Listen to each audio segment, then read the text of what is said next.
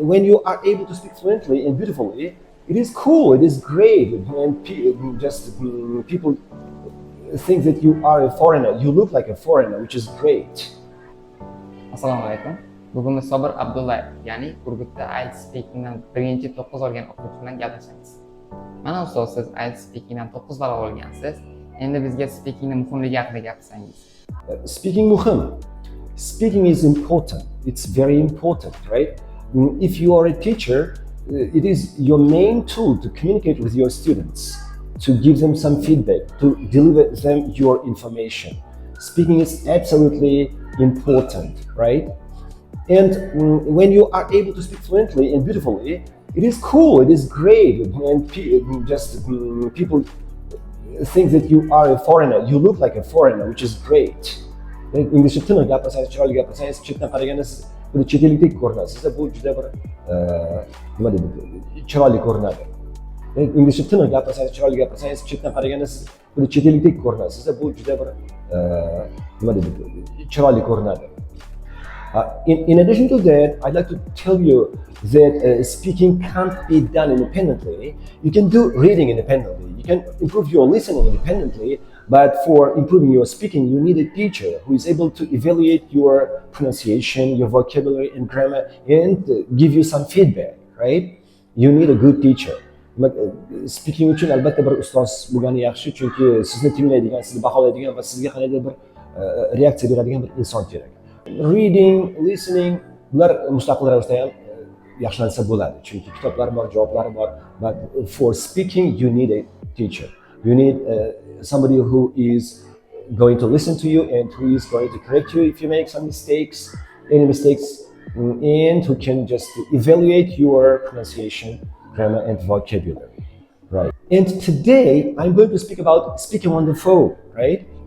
Speaking on the phone is very, very challenging. It is difficult, but it's very useful, right? Bugun men mana telefonda inglizcha gapirish haqida aytmoqchi edim. If somebody knows English very well, it doesn't mean that he's able to speak on the phone fluently or just beautifully, because speaking on the phone is really challenging. It is really difficult, right? But it is beneficial for listeners and for speakers, because I'm speaking about audio calls, not video calls, but audio calls. Because when you speak on the phone, you have to rely on your ears only, on your listening only. You have to listen very attentively to understand your speaking partner, and you have to speak very accurately to be understood, right? Telefonda gapirganingizda demak juda ham tiniq gapirishingiz kerak. Sizni suhbatdoshingiz tushunishi uchun. Va telefonda gaplashganingizda siz juda ham diqqat bilan tinglashingiz kerak, suhbatdoshingizni tushunishingiz uchun. Bu muhim va bu degani telefonda gaplashish tilni juda ham tez kuchaytiradi. Telefonda til o'rganish qanday bo'lar ekan?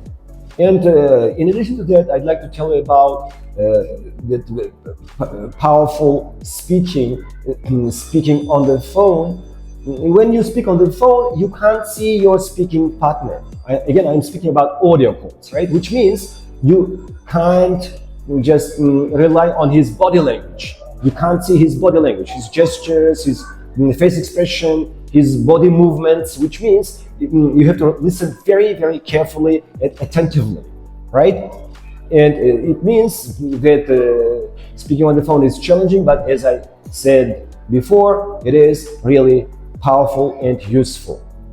And if you are able to speak on the phone, it means that when you start speaking offline, face to face, your speaking partner's body language will help you and you'll be able to understand much better.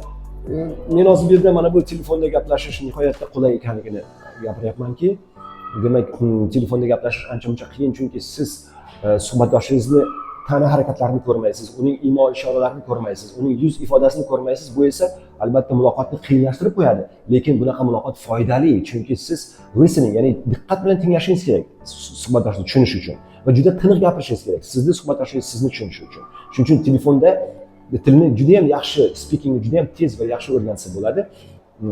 Men mana shuni foydasi to'g'risida aytib o'tmoqchiman.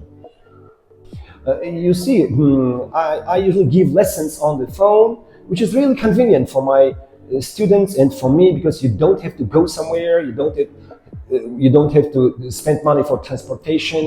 You don't have to just wear special clothes, and you don't have to spend time for transportation and money for transportation.